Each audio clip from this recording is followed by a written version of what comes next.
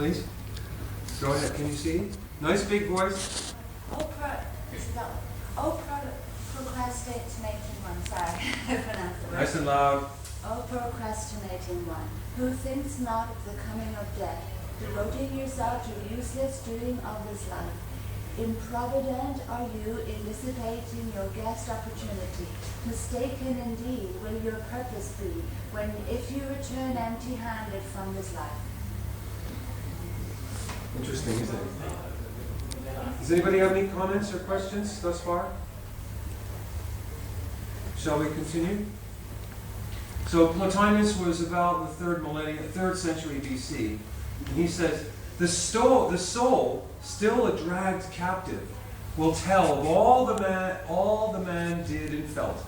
But upon death there will appear, as time passes, memories of the lives lived before, some of the events of the most recent life being dismissed as trivial. As it grows away from the body, it will revive things forgotten in the corporeal state. This statement echoes the work of Michael Newton in his Journey of Souls. And if it passes in and out of one body after another, it will tell over the events of the discarded life.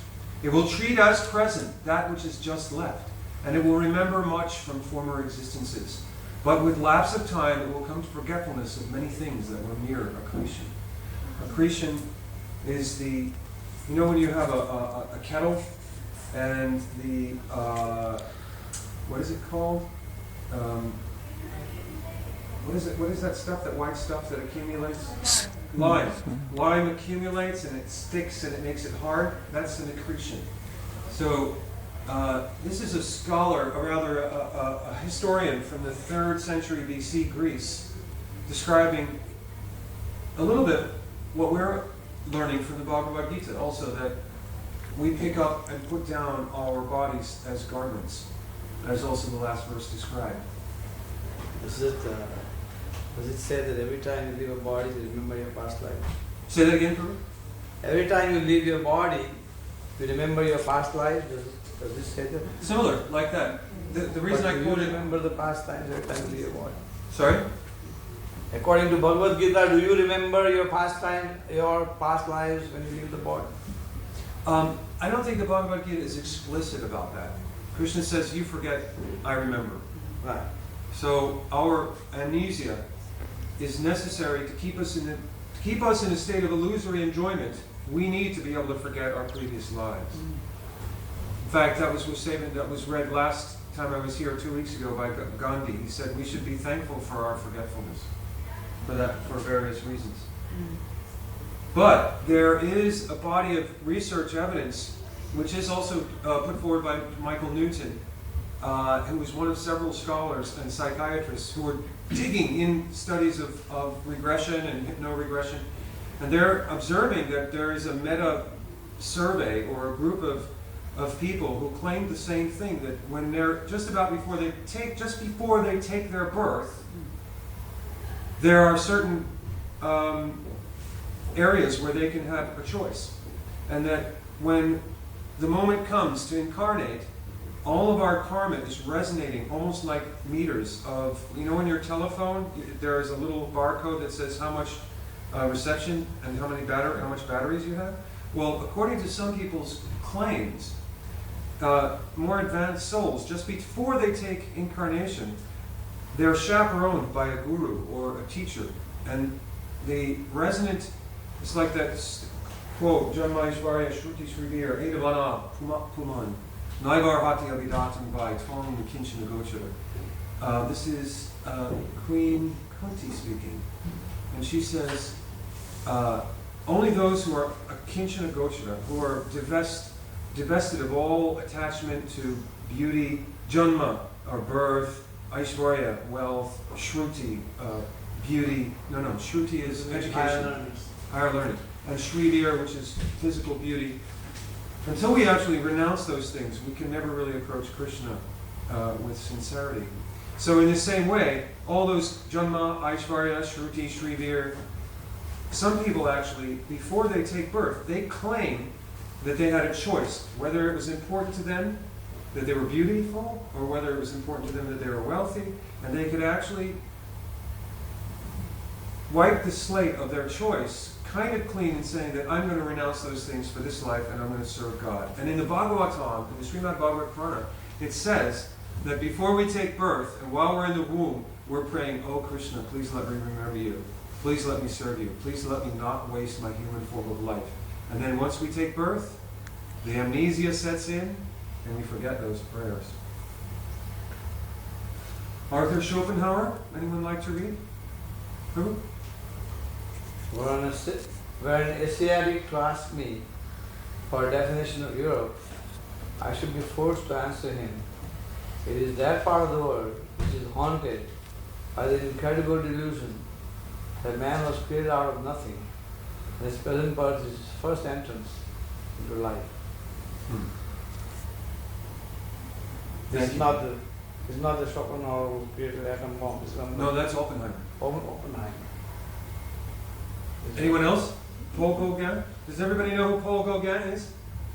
The very famous Impressionist. Actually, it was the beginning of the Expressionist movement. He and Edvard Munch and a few others were responsible for what they call the Expressionist movement, but he was also considered an Impressionist.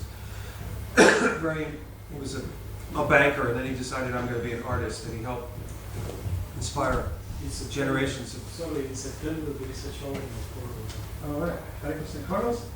Carlos. Carlos, how do you I don't know. Nice to see you. Thank you for joining us. Anyone like to read? Paul Gauguin? When the physical organisms break up, the soul survives. It then takes on another body. It then takes on another body. Thank you. Someone like to read? George Harrison? I'll read. Anyone? Gopi, I'll read. Friends are all souls that we've known in other lives. Nice and loud, please. Friends are all souls that we're known in other lives. We're drawn to each other. Even if I have only known them a day, it doesn't matter. I'm not going to wait until I've known them for 2 years, because anyway, we must have met somewhere before, you know. Loud. You go on being reincarnated until you reach the actual truth. Heaven and hell are just a state of mind. Any comments? Any questions? I have a question Yes. for the author one. Yeah. Why is the West like that? Why isn't it spiritual like? What's your name, please? Kamal. Kamal. Yeah. Nice to meet you, Kamal. Kamal's asking, why is the West stricken with this delusion, this incredible delusion? That's a good question, Kamal. I would say it's largely a result of the influence of 150 years of scientism, which is atheism, and 3,350 years of Abrahamic thought, which Abrahamic thought is the whole tree of Judeo, Christian, and Islamic thinking. Abraham was the prime prophet who influenced Moses, who influenced so many of the other prophets who now dominate Judaism, Christianity, and Islam. And for 3,500 years, ever since the beginning of Judaism, we've been almost force-fed a theology that denies eternality. That's a kind of a simple way of explaining this very complex question. Because in Judaism, in Christianity, in Islam, they don't believe in reincarnation. There were subterranean or underground schools that teach it, which we saw 2 weeks ago. We quoted from many authorities in every tradition. Islam, we quoted from Christianity and from Judaism. But those are mystical strains that are not the mainstream. The mainstream Christian, Jew, and Muslim does not believe in the eternality of the soul because they don't accept reincarnation. They think the soul might have been created and then God either finds favor or disfavor in you, and then you go to either some perverse kind of hell where there's no sunset clause and we experience God's wrath, isn't it? Isn't that a scary kind of theology? Aren't you left with a bad taste for religion? It's no wonder so many intelligent scientists are fed up with religionism. But that's not real religion. That is the malpractice of it.